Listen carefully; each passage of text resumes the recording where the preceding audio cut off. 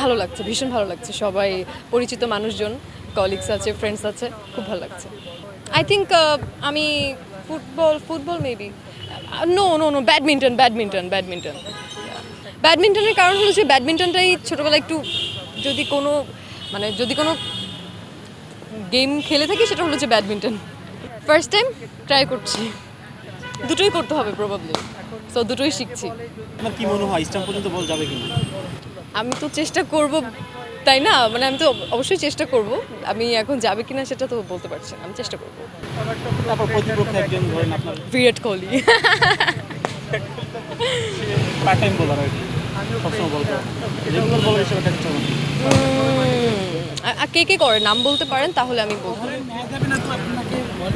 হ্যাঁ হ্যাঁ, কেমন হবে? আমরা তো এক টিমে